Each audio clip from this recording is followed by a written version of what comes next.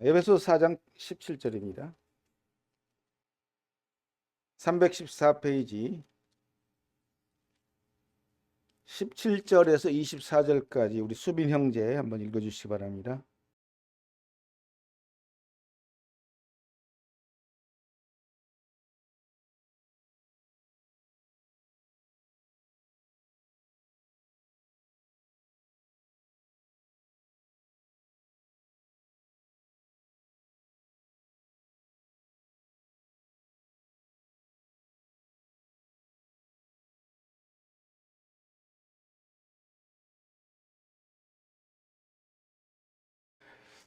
오늘의 말씀은 명확하죠. 배경이 옛사람과 새사람입니다. 그래서 오늘 주제는 옛사람을 벗어버리라. 아마 많이 들었을 거예요. 어려운가요, 그게? 우리가 옷 벗듯이 벗으면 굉장히 쉽잖아요. 그죠? 근데 아마 어렵게 생각하는 게 대부분일 겁니다, 아마. 옛사람을 벗어버리면. 그러면 옛사람을 벗어버리면 어떤 현상이 나올까요? 만약에 우리가 우리의 삶 속에서 신앙생활에서 옛사람을 벗어버렸을 때 나타나는 현상이 뭘까요? 우린 그걸 알아야 되겠죠? 만약에 그럼 정말로 벗어버리면 어떻게 되겠느냐? 어떻게 하면 벗을 거냐? 오늘의 해답이죠. 어떻게 하면 벗을 거냐? 벗어버리면 어떻게 되느냐? 거기다 관심을 갖고 오늘 말씀을 보도록 하겠습니다. 그래서 옛사람을 벗어버리라는 이 주제, 많이 듣던 말이잖아요. 어쩌면 쉽게 들립니다. 어떻게? 옷 벗는 것처럼 쉽게 들릴 수도 있고, 어쩌면 매우 어렵게 들릴 수도 있어요. 애매할 수도 있어요. 왜? 눈에 안 보이잖아요. 옷은 눈에 보여서 쉽게 벗겠는데, 옛사람은 눈에 보이지 않고 잡히질 않는단 말이에요. 그래서 오늘 말씀을 잘 상고하고, 봄으로써, 생각해 봄으로써, 결코 옛사람을 벗는 게 어려운 일이 아니다라는 결론을 얻어야 됩니다. 모두가. 그렇게 되면 성공할 수 있어요. 그래서 우선 거듭난 성도가 신앙생활을 하면서 옛사람을 벗어버리는 믿음의 삶이 만약 실현된다면 어떤 현상이 나타날까가 상당히 중요하죠. 내가 저 안에 들어가면 하늘나라에 가면 어떻게 살까를 아는 것처럼. 그래서 오늘 말씀의 주제는 결코 교리와 지식이 아니란 얘기입니다. 성도들의 삶에서 실현될 수 있는 말씀이다. 현실성 있는 말씀이다. 실천이 가능하다는 것입니다. 그냥 이론적으로만 우린 옛사람을 벗어버려야 돼. 여기에 머물러서는 안 된다는 것입니다. 그래서 옛사람을 벗어버린다고 하는 참된 의미는 뭐냐면 옛사람의 지배를 벗어버린다. 지배. 그렇기 때문에 생각하면 쉬울 거예요. 벗을 수는 없잖아요, 옛사람을. 근데 이 의미는 옛사람이 나를 지배하는 그 지배력에서 벗어나는 거다. 그렇게 생각하면 좀 쉬울 거예요. 그럼 옛사람을 벗어버린 그리스도인의 영적인 상태는 어떤 것인가? 만약 어떤 성도가 옛사람을 벗어버렸어요. 그럼 어떤 현상이 나올까요? 일단 세상적이고 육신적인 것에서 오는 부정적이고 불안정한 모습들이 사라집니다. 모든 부정적인 것들, 불안정한 갈등의 요소들이 사라진다. 옛사람을 벗어버리면. 왜? 다 그것이 옛사람으로부터 오는 것이기 때문에. 이것을 좀 더 상세하게 표현한다면 근심, 걱정, 염려가 사라진다. 옛사람을 벗어버리면 근심, 걱정, 염려가 사라진다. 결국 그런 것들은 옛사람에게서 오는 거란 얘기입니다. 또 자신의 부족한 것들로 애달파하지 않는다. 나는 이게 부족하고 이게 없고 뭐 돈이 없고 그런 것이 없어져요. 그리고 주어진 상황에 만족합니다. 비록 포도나무에 포도가 없을지라도 외양간에 소가 없을지라도 나는 오직 하나님으로 만족하는 그 만족함이 밀려옵니다. 옛사람 벗어버리면. 그리고 모든 일에 있어서 긍정적인 사람이 돼요. 옛사람 벗어버리면. 우리 눈앞에 보이는 것들은 아름다운 것들이 보여요. 내 마음이 새 사람으로 입혀지면 아름답게 보입니다. 그리고 소망이 있고 그래서 결국 내 마음의 심령이 밝아집니다. 자신감이 있고 그래서 결과적으로 옛사람을 벗어버리면 한마디로 딱 함축되는 말씀이 서신서에 많이 나오죠. 어떤 모습? 은혜와 평강이 넘칩니다. 옛사람을 벗어버리면 바뀐 건 하나도 없어요. 그걸로 인해서 은혜와 평강의 삶이 실현될 수 있다는 것입니다. 정말 우리들이 바라는 거 아닐까요? 간단합니다. 옛사람 벗어버리면 그렇게 될 수 있다는 것인데요. 이것을 다르게 표현한다면 오늘 말씀은 영에 속한 사람과 육에 속한 사람으로 대별할 수 있어요. 옛사람은 육에 속한 사람이고 새 사람은 영에 속한 사람입니다. 이 극명한 차이점을 보여주는 것이에요. 그런데 그러한 영적인 분별력이 자기 내면에서 일어나야 돼요. 내가 지금 육적인 행동을 하고 있으면서 전혀 감각이 없다. 이건 어렵습니다. 지금 내 안에서 나오고 있는 말과 행동들이 육에 속한 것인지 영에 속한 것인지, 옛사람에서 나오는 것인지 새 사람에 나오는 것인지에 대해서 분별이 없으면 어려워져요. 최소한 그 분별이 일어나야 됩니다. 그래서 그런 자각, 분별의 자각들이 있다면 오늘의 말씀은 어렵지 않게 이루어질 수 있다. 그래서 오늘 말씀의 가장 중요한 해법은 어떻게 옛사람을 벗어버릴 것인가. 눈에 보이지 않는, 손에 잡히지 않는 이 영적인 문제인데 막연할 수 있습니다. 말씀을 통해서 그 해결책을 찾기를 바라고요. 오늘 말씀 보면 이방인이라고 하는 표현이 나옵니다. 그러므로 내가 이것을 말하며 주 안에서 증언하노니 이제부터 너희는 이방인이 그 마음에 허망한 것으로 행한 같이 행하지 말라. 이방인이 나옵니다. 이방인은 쉽게 표현하면 하나님과 상관이 없는 사람들이에요. 하나님이 백성이 아닌 뜻이고요. 그들은 하나님을 따르지 않습니다. 이방인은 육의 본성대로 살아가는 사람들이에요. 그런데 그런 이방인처럼 거듭난 성도 안에 있는 옛사람도 동일한 속성을 갖고 있다는 것이죠. 동일한 외적인 상태를 나타냅니다. 원래 이방인은 구원받지 못한 사람이고, 그럼 옛사람은 뭐냐? 구원받은 성도 안에 있는 육을 의미합니다. 처소가 전혀 다르죠. 그래서 17절에 보면 너희들은 이방인처럼 마음에 허망한 것으로 행하지 말라는 것이죠. 이방인은 그 본질이, 육의 본질은 허망한 것으로 행동하게 되어 있습니다. 너희들은 그런 사람이 아니기 때문에 그렇게 하면 안 된다 하는 것을 말씀하고 있습니다. 그 얘기는 다르게 표현하면 거듭난 성도가 구원받지 못한 이방인처럼 행동해서는 안 된다. 이건 다 알죠, 우리가. 그러나 성도가 옛사람의 지배를 받으면요, 자신도 모르게 이방인처럼 허망한 것으로 행동하게 돼 있어요. 자신도 몰라요. 자각을 못합니다. 그래서 이방인의 속성은 그 마음에 허망한 것으로 행한다. 그럼 이 허망한 것의 의미는 뭐냐? 실체가 없는 상상 속의 기대와 생각입니다. 실체가 없어요. 하지만 생각해요. 아, 나는 이렇게 잘 될 거야. 내가 저것만 잡으면 성공할 수 있어. 그런 생각. 지극히 주관적이죠. 그래서 자기 상상대로 세상의 가치관을 따라서 생각하는 게 허망한 것이에요. 그리고 이 허망한 생각의 본질은 뭐냐면 이기적입니다. 이기적인 자기의 욕심을 따라서 되어지는 본능적 생각. 인간은 누구나 그런 본능을 갖고 있어요. 육의 본능을. 거기서 나오는 것이 그렇다는 것입니다. 이런 경우는 대부분 다른 사람들은 인정하지 않아요.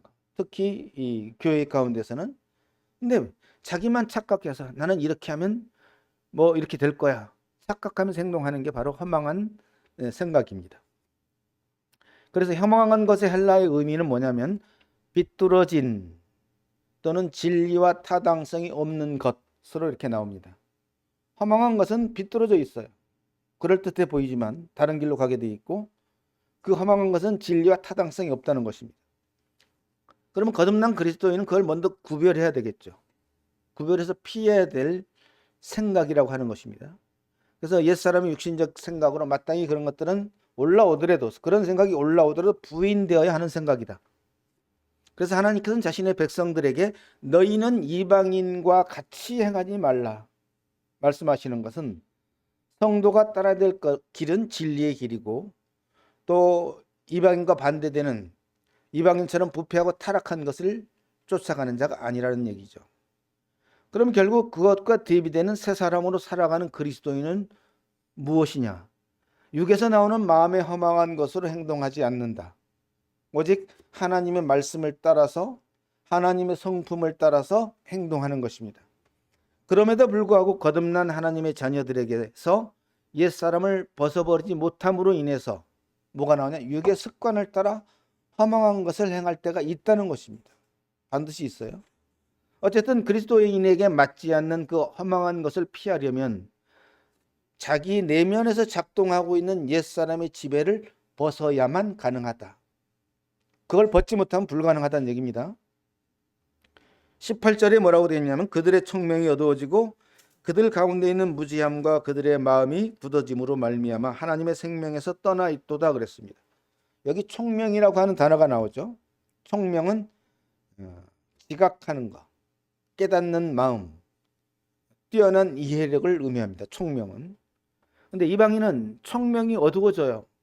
어떤 게 진리인지, 어떤 게 죄인지를 구별을 잘 못합니다. 어두워져 있기 때문에. 그들 가운데는 무지함과, 그래서 진리에 대해서 그들은 무지하고요. 또 그들의 마음이 굳어져 있습니다. 하나님 말씀이 들어갈 데가 없어. 굳어져 있어요.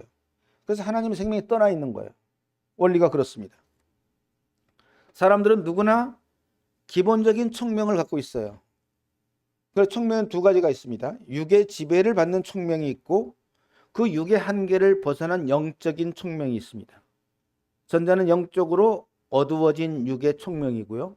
진리에 대해서 그렇다는 겁니다. 후자는 영적으로 밝아진 새 사람의 총명이 있어요.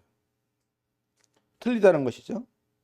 그래서 성도에게서 옛사람을 벗어버리지 못하면 영적인 새 사람의 총명이 어두워집니다.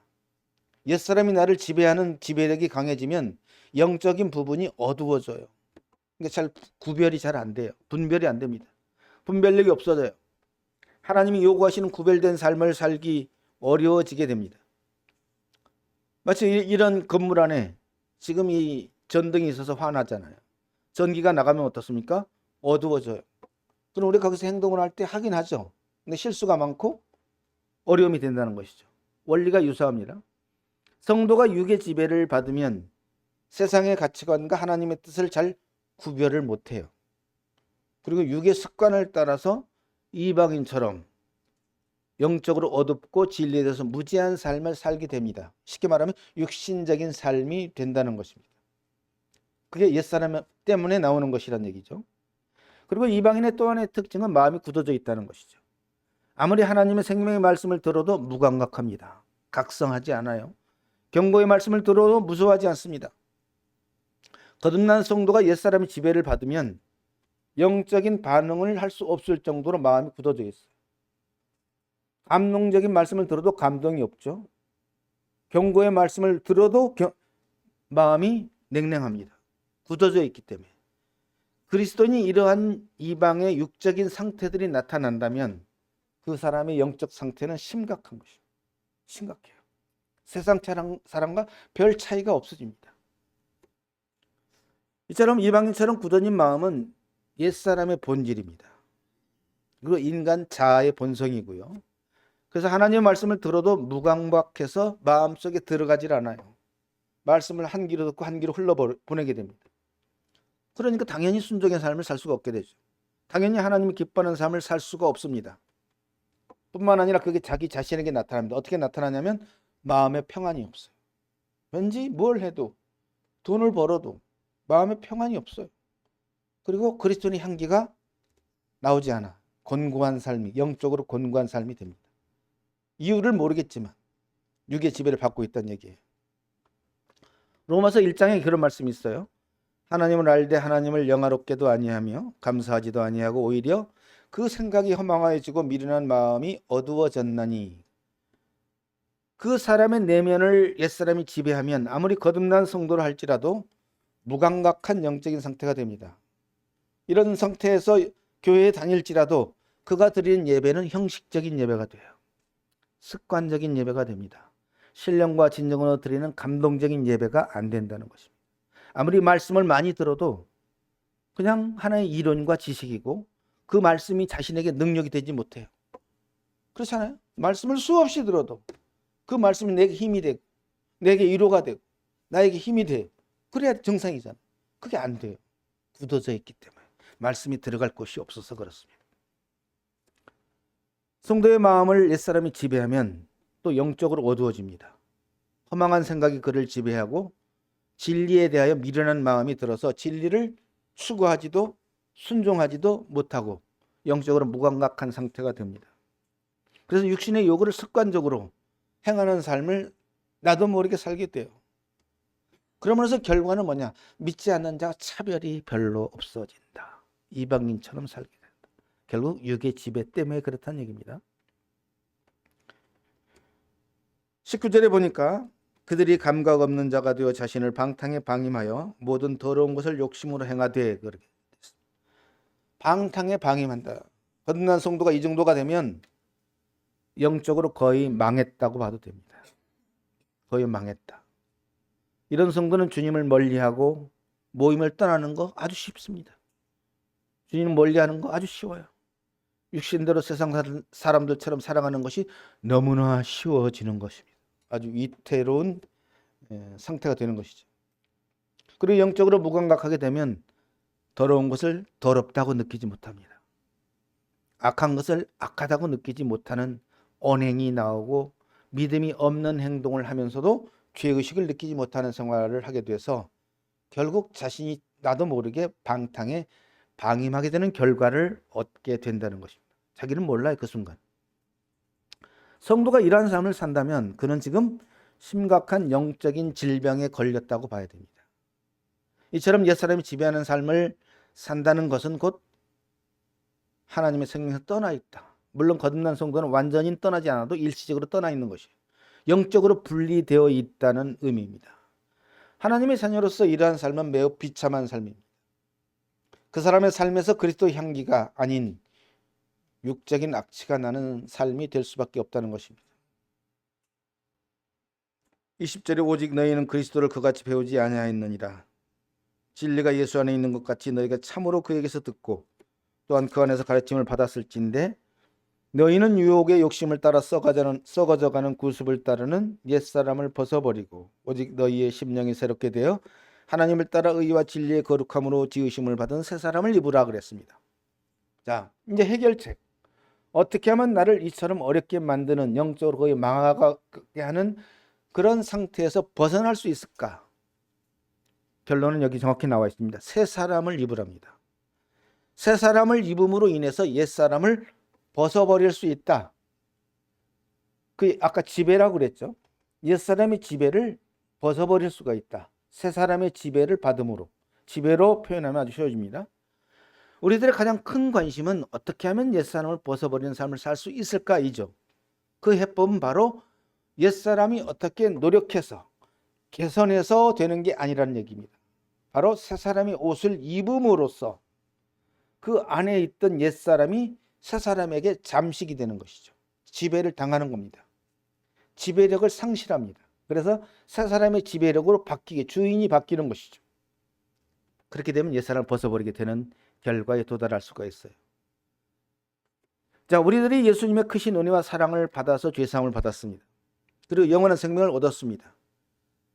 그리고 그러기 위해서 예수님은 죽기까지 낮아지셨고 십자가에서 희생하시면서 우리를 구원해서 우리는 그 큰 사랑으로 인해서 예수님을 주로 모시고 이제는 육의 지배가 아닌 예수님의 지배 속으로 들어갔어요. 그게 바로 거듭난 성도의 삶입니다. 육의 지배가 아닌, 옛사람의 지배가 아닌 우리 주님의 지배 속으로 들어가는 게 바로 거듭난 성도들입니다. 우리는 이렇게 그리스도를 배웠죠. 그리스도를 올바르게 배운 성도라면 성도의 삶이 비신앙인들과는 분명한 차이점이 있어야 한다. 어떤 면에서? 모든 면에서입니다. 모든 분야에서 거듭나기 전과는 달라져야 한다. 성도는 더 이상 습관을 따라서 행동하거나 육신의 욕구에 따라서 사는 것이 아니라 예수를 주로 삼고 예수님의 말씀에 순종하면서 예수님을 따라가는 신앙생활을 하는 게 정상이라는 것입니다. 그래야만 우리는 22절 나오는 유혹의 욕심을 따라 썩어져가는 구습을 벗어버릴 수가 있어요. 그 길을 걸어가지 않을 수 있습니다. 이런 일이 되기 위해서 우리들의 가장 큰 해법은 새 사람을 입는 거예요. 그 새 사람을 입기 위해서 먼저 성도는 자신에게서 나오는 옛사람의 정체를 분명하게 분별해야 됩니다. 현재 자신이 말한 것이나 행동한 것이 옛사람에게서 나온 것인지 아니면 새 사람에서 나온 것인지에 대한 구별이 안 된다면 해결책을 찾을 수가 없을 것입니다. 성도가 영적으로 어둠 가운데 있으면 무지함이 나타난다고 그랬죠. 그래서 믿음이 없는 행동으로 문제의식을 못 느껴요. 죄를 지으면서 죄의식을 못 느끼는 거 동일한 원리입니다. 그런데 우리는 결과적인 열매를 보면 알 수 있어요. 사람에게서 나오는 행함의 열매를 보면 이게 옛사람에서 나온 것인지 아니면 새사람에서 나온 것인지 분명히 알 수 있습니다. 자신이 유혹의 욕심을 통제하지 못하고 따라가고 있다면, 구원받기 이전의 육적인 습관들을 따라가고 있다면 바로 지금 그 사람은 옛사람이 지배하고 있다는 얘기입니다. 우리들은 자신에게서 행동으로 맺혀지는 하나의 그 열매를 사실은 제거할 수가 없습니다. 따라서 우리는 그 본체, 열매를 맺게 하는 그 본체의 옛사람의 뿌리를 잘라야 된다는 것이죠. 그게 바로 옛사람을 벗어버리는 핵심이 됩니다. 성도에게서 분별력을 없다면 그 분별력을 회복하는 가장 좋은 방법이 있어요. 첫 번째는 분별력이 회복돼야 됩니다. 그것은 진리의 빛을 찾아가면 됩니다. 영적인 상태가 어두우면 하나님의 말씀을 보아도 별 깨달음이 없어요. 성경 읽어요, 매일. 그래서 그 어둠을 물리쳐달라고 기도해야 합니다. 기도하고 진리에 창념해야 돼요. 진리의 빛을 찾아야 됩니다. 그리고 성도가 말씀을 읽어도 들어도 빛이 잘 들어오지 않을 때가 있어요.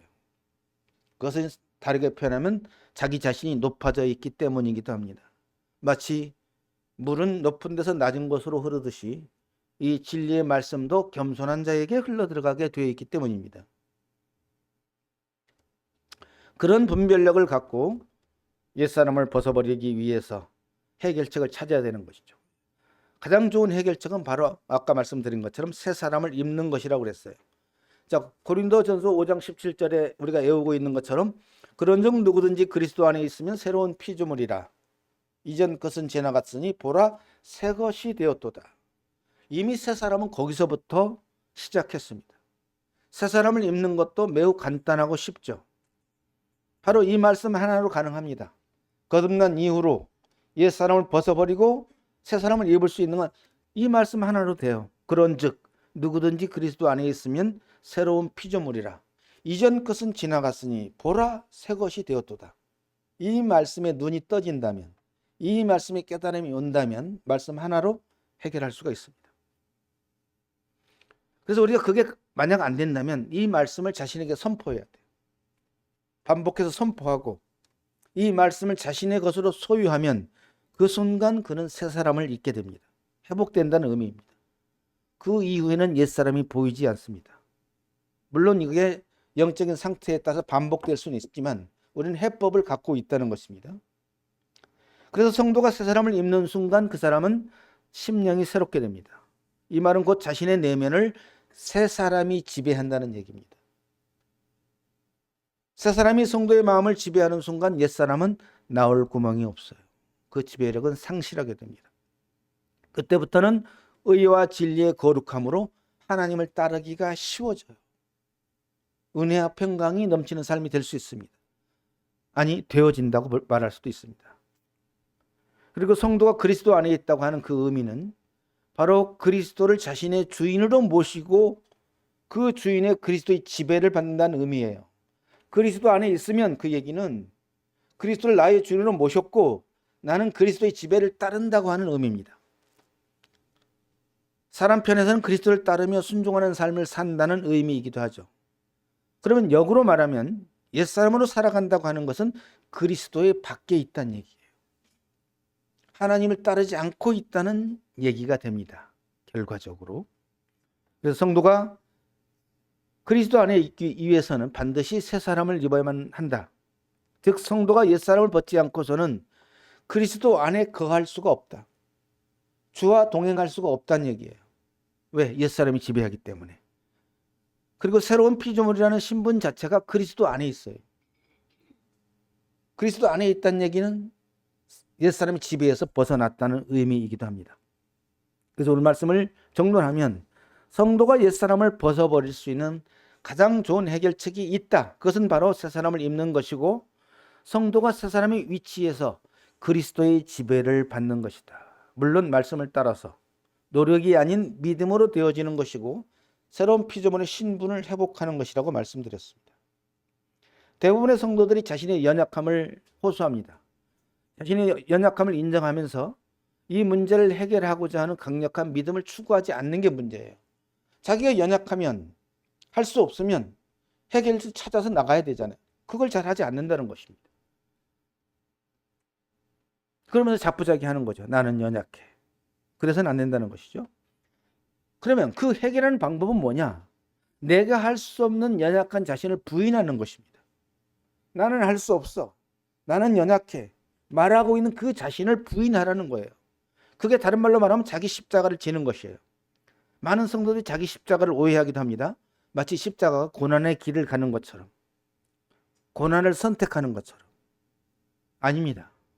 자기 십자가는 내가 주와 함께 죽었다는 것입니다. 내가 그리스도와 함께 십자가에 죽었다는 사실을 인정하는 것이에요. 그게 십자가를 지는 것입니다. 제 십자가.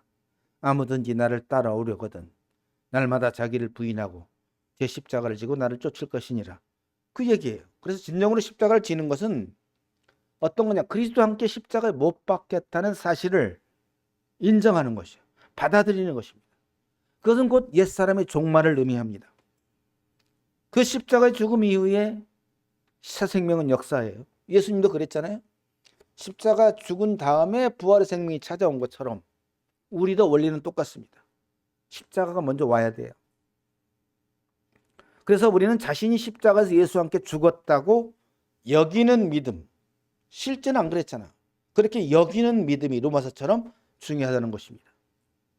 그래서 성도가 새 사람을 입는 것은 자신의 내면에서 새 사람의 옷을 찾아 입는 것이라고 말할 수 있죠.